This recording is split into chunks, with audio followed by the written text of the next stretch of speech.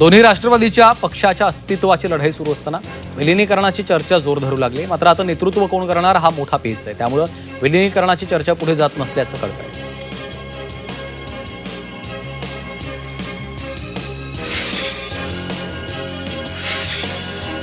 आमदार जितेंद्र आव्हाड यांची लेक नताशा आव्हाड यांनी सोशल मीडियावर केलेल्या पोस्टनं राजकीय वर्तुळामध्ये चर्चा सुरू आहे.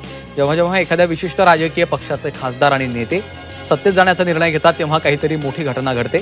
कदाचित त्यांनी याकडे ईश्वराचा संकेत म्हणून पाहावं आणि जिथे आहोत तिथेच राहावं असं ट्विट नताशा आव्हाड यांनी केलंय.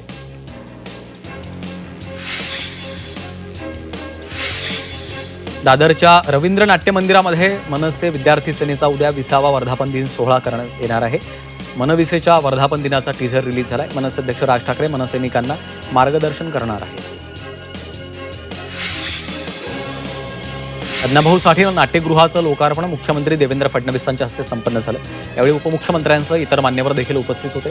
राजकीय वर्तुळामध्ये महानाट्य होत असतात, काही नाटकं संधीसाधू असतात असं एकनाथ शिंदेंनी म्हटलं. दरम्यान शिंदेंनी सांगितलेली नाटकं इथं होणार नाहीत असा मिश्किल टोला फडणवीसांनी लगावला आहे. ठाणे महापौर उपमहापौरांसाठी महागड्या कारसाठी 60 ते 62 लाखांचा खर्च. नागरी सुविधांना प्राधान्य द्या, काँग्रेसची मागणी.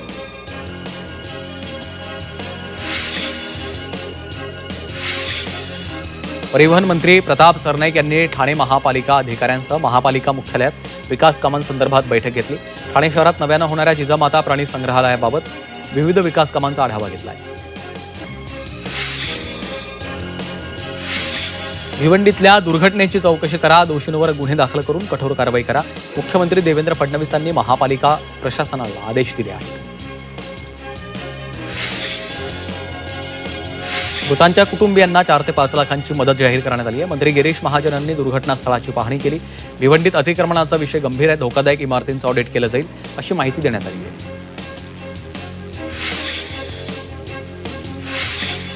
मंत्रालयाच्या कॅन्टीनच्या रिपोर्टवरनं हायकोर्टानं एफडीएच्या अधिकाऱ्यांना झापलं. कॅन्टीन अस्वच्छ असताना 98% स्वच्छ कशी असा सवाल करत हायकोर्टानं एफडीएच्या अधिकाऱ्यांना सुनावलेला आहे.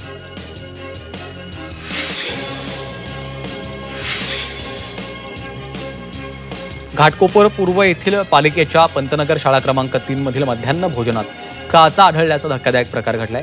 या घटनेनंतर विरोधी पक्षनेत्या किशोरी पेडणेकरांनी शाळेत धाव घेत संबंधित अधिकाऱ्यांची झाडाझडती घेतली. त्यांनी विद्यार्थ्यांना दिली जाणारी खिचडी स्वतः चाखून तिच्या दर्जाबाबत नाराजी व्यक्त केली आहे.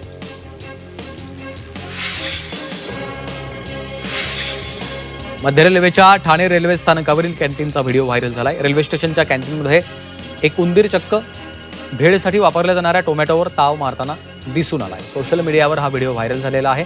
झी 24 तास याची पुष्टी करत नाही. मासेमारी बंदीचा कालावधी मत्स्य विभागानं अचानक 15 दिवसांनी वाढवल्यानं निर्णयाविरोधात नाराजी व्यक्त करण्यात आली. 15 ऑगस्टपर्यंत मासेमारी बंदी करण्यात आली आहे. त्यामुळे पारंपरिक मासेमारी करणाऱ्यांना याचा फटका बसणार आहे. उल्हासनगर शहरात स्मार्ट मीटर आणि वाढीव वीज बिलांच्या विरोधात नागरिकांनी आक्रोश व्यक्त करत मोर्चा काढला. भरमसाठ वीज बिलामुळे सर्वसामान्य नागरिक आर्थिक अडचणीमध्ये सापडल्याचा आरोप करत मोठ्या संख्येने नागरिक रस्त्यावर उतरले होते. कल्याण डोंबिवली महापालिकेचे फायरमन 1 ऑगस्टपासून संपावर जाणार आहेत. कंत्राटी पद्धतीनं काम करणाऱ्या तब्बल 120 फायरमन आणि चालकांचा यात समावेश आहे. वाढीव पगार आणि महापालिका सेवेत सामावून घेण्यासाठी आंदोलन करण्यात येणार आहे. मुंबई विद्यापीठामध्ये विद्यार्थी कुलगुरू संवाद उपक्रमाचं आयोजन करण्यात आलं. दर महिन्याच्या पहिल्या मंगळवारी विद्यार्थी कुलगुरू संवाद उपक्रमाचं आयोजन करण्यात येणार आहे. मुंबई विद्यापीठाच्या दूरस्थ आणि ऑनलाईन शिक्षण केंद्राचा कारभार पुन्हा एकदा समोर आलाय. मास्टर ऑफ मॅनेजमेंट स्टडीज या अभ्यासक्रमाच्या परीक्षेत 60 पैकी 52 विद्यार्थी अनुत्तीर्ण झाल्यानं विद्यार्थ्यांकडनं संताप व्यक्त होतो.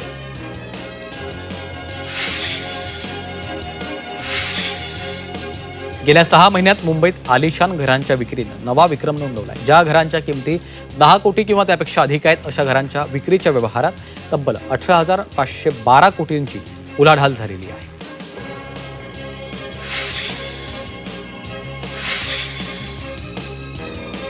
मुंबई महापालिकेकडनं समुद्राचं खारं पाणी गोडं करण्यासाठी मालाड मनोरी इथं निक्षारीकरण प्रकल्प उभारला जाणार आहे. या प्रकल्पासाठी भूमिगत बोगद्यांच्या बांधणीचा प्रस्ताव स्थायी समितीच्या बैठकीमध्ये मंजूर करण्यात आला।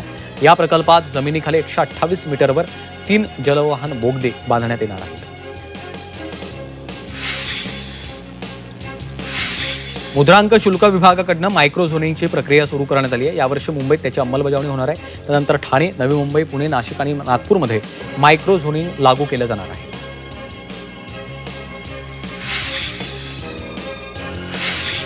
पीओपी गणेश मूर्तींबाबत उच्च न्यायालयाने निर्देश दिले आहेत। मात्र यानंतर उत्सव समितीचा युक्तिवाद सुरू झाला, त्यामुळे सरकार भूमिका मंगळवारी मांडणार असून समितीचा युक्तिवाद ऐकला जाईल असं न्यायालयानं स्पष्ट केलं। ठाणे रेल्वे स्थानकातील गर्दी कमी करण्यासाठी ठाणे ते मुलुंड रेल्वे स्थानकादरम्यान नवीन स्थानक उभारण्यात येत आहे। या कामासाठी 250 कोटींचा निधी मंजूर झाला असून तो तातडीनं रेल्वे बोर्डाने वितरित करावा अशी प्रमुख मागणी खासदार नरेश म्हस्केंनी केली आहे। मुंबईतल्या नागरिकांचा मेट्रो आणि रस्ते प्रवास ऑगस्टच्या पहिल्या आठवड्यापासून काहीसा दिलासादायक होण्याची शक्यता आहे। डीएन नगर ते मंडाळे ही मेट्रो 2B मार्गिका चेंबूरपर्यंत खुली होणार आहे, तर पश्चिम द्रुतगती महामार्गाला वांद्रे कुर्ला संकुलाशी जोडणाऱ्या सांताक्रूज चेंबूर लिंक रोड वाहतुकीसाठी उपलब्ध होणार आहे। चर्चगेट ते विरार दरम्यान लोकलमध्ये खाद्यपदार्थांव्यतिरिक्त वस्तूंच्या विक्रीसाठी 40 अधिकृत विक्रेते नेमण्यासाठी कॉन्ट्रॅक्टरची निवड करण्यात येणार आहे। त्यामुळे पश्चिम रेल्वेला दरवर्षी अंदाजे 25 ते 27 लाखांचं उत्पन्न मिळण्याची अपेक्षा आहे।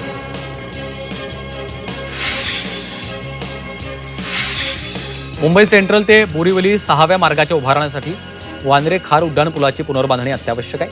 या कामासाठी गोरेगावपर्यंतची लोकल सेवा 45 दिवस बंद राहण्याची शक्यता आहे। या प्रकल्पादरम्यान वांद्रे स्थानकामध्ये एक नवा फलाट उभारण्यात येणार आहे। मुंबई दिल्ली द्रुतगती महामार्गाला जोडणाऱ्या रस्त्याच्या आंतरबदल मार्गिकेच्या बांधकामाला केंद्रीय रस्ते वाहतूक आणि महामार्ग मंत्रालयाने मंजुरी दिली आहे। या मार्गिकेमुळे दक्षिण मुंबईतील नरिमन पॉईंटवरून थेट मुंबई दिल्ली द्रुतगती महामार्गावर काही मिनिटात पोहोचता येणार आहे।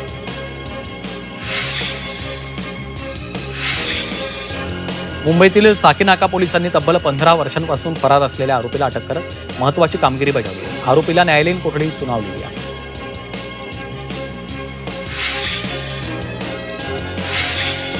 सीवूड विभागात झालेल्या रिक्षा चोरी गुन्ह्याचा तपास करत असताना पोलिसांनी कोपरखैरणे इथून एका सराईत चोरट्याला अटक केली। आरोपीकडनं पोलिसांनी चोरी केलेल्या 9,55,000 रुपये किमतीच्या 12 रिक्षा हस्तगत केल्या।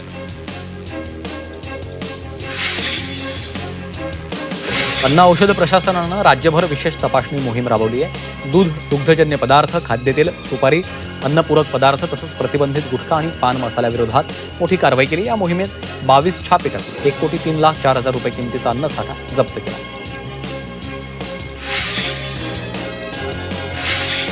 मुंबईवरून बदलापूरच्या दिशेनं जाणाऱ्या धावत्या लोकलमध्ये तरुणाने स्टंटबाजी केली आहे। तरुणाच्या स्टंटबाजीचा व्हिडिओ व्हायरल झाला। या तरुणावर कारवाई करण्याची मागणी केली जाते आहे।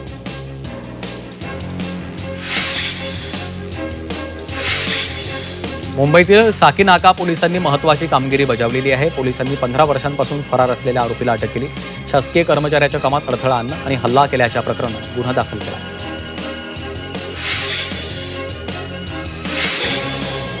मुंबईतील निर्मल नगर पोलिसांनी घरातून मोबाईल चोरणाऱ्या सराईत आरोपीला अटक केली आहे। या कारवाईत पोलिसांनी आरोपीकडनं 100% मुद्देमाल हस्तगत केला। चौकशी दरम्यान आरोपीने गुन्ह्याची कबुली दिलेली आहे। विशेष म्हणजे आरोपीवर यापूर्वी अनेक चोरीचे गुन्हे दाखल आहेत। डोंबिवलीमध्ये अतिशय धक्कादायक प्रकार समोर आलेला आहे। एका अल्पवयीन मुलीवर तिघांनी सामूहिक अत्याचार केल्याची घटना घडल्यानं एकच खळबळ उडाली आहे। मानपाडा पोलीस स्टेशनच्या हद्दीत एका 16 वर्षीय अल्पवयीन मुलगी घरातनं बेपत्ता झाली होती। घरात झालेल्या कौटुंबिक वादानंतर ती घरातून निघून गेल्याची माहिती आहे। पालघरमध्ये 17 वर्षीय मुलीवर अत्याचार केल्याची घटना घडली। लग्नाचा आमिष देत शारीरिक संबंध ठेवल्याचा आरोप करण्यात आला। आरोपीविरोधात गुन्हा दाखल केला आहे।